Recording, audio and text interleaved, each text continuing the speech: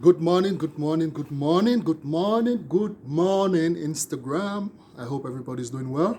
And welcome to the Wealth Redeemer channel. So today I just want to have a little bit of discussion, or I just want to pour out my mind in terms of childcare cost, because it's really heavy right now for a lot of families in the UAE. Most importantly, because of the COVID-19 lockdown, which has resulted in a lot of job losses, which has also resulted in a lot of less remittance back home as people are financially struggling. So for anybody who already has a family and didn't have an education plan, or for people who are planning to start a family, I believe this is the right time to look into childcare costs and also to do proper family planning before embarking on this journey, because it's not an easy one.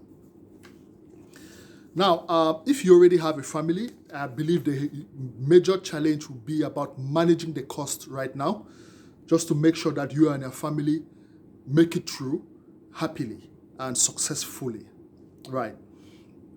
So, raising a child is very expensive.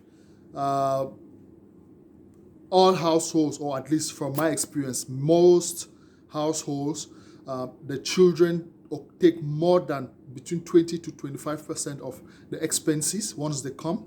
So it's a big life decision you have to make it, right? You have to be conscious about it. You have to make this decision knowing exactly what you are getting into. And definitely, if you can, you definitely need to plan.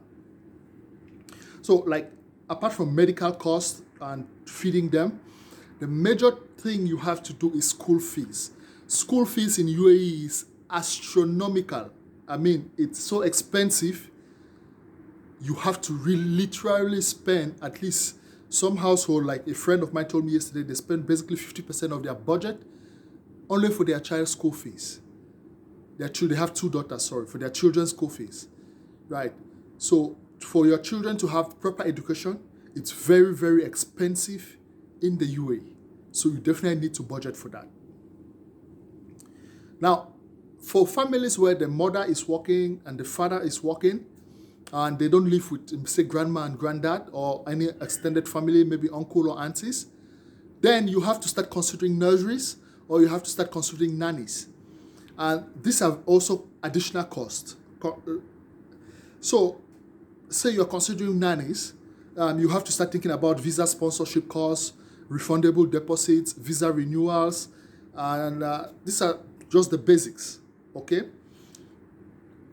Every 2 years, you have to offer them a plane ticket back home, allowance, paid leave, health insurance cover, annual bonus, food, shelter, miscellaneous other stuff, which you definitely need to factor into your budget in case you are going for a nanny.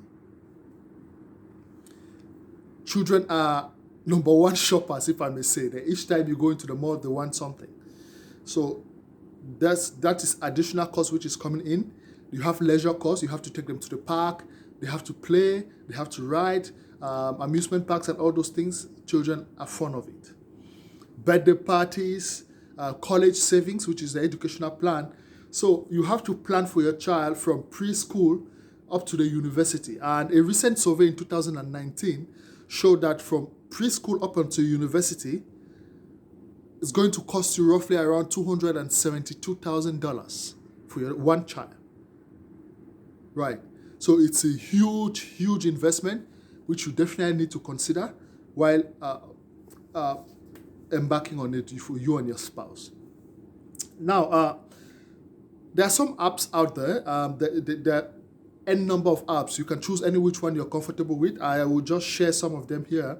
For example, families in the UAE who are looking for nanny services, there's the TAT service, which is from the Ministry of Human Resources and Emiratization, for all domestic and household workers. So Tango Alpha Delta Bravo Echo Romeo.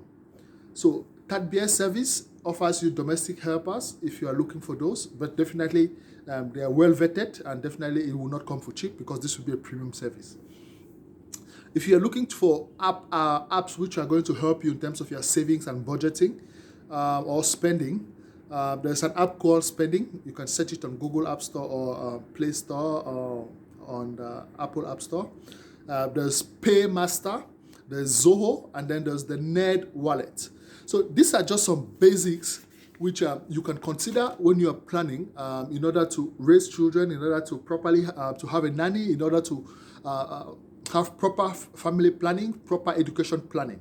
In terms of educational planning, these are very good when you have not yet had the children. If you start these plans, by the time your children come in, the plans are at least 20 or 30% there, which gives you a head start. Now, say you are late and you already have the children and then you just have maybe 5 years to go, then that will definitely going to put some pressure on your savings, but better late than never. So, if this is a topic you are having challenges with, if this is a family issue, for families who are having challenges in terms of childcare, in terms of education planning, in terms of family planning, we can have a chat. I'll explain to you what are some of the frameworks in place in terms of financial planning, which are being applied and how they benefit families who are using this. And if you think this is something that best meets your requirements or matches the kind of goals you have for yourself and your family, then definitely you can apply them. You can call me Priest. I work as a financial planner here in the UAE. So I hope this video is informative and that it provided you some insight. So like, share if you like, if the content is of value. Have a wonderful day.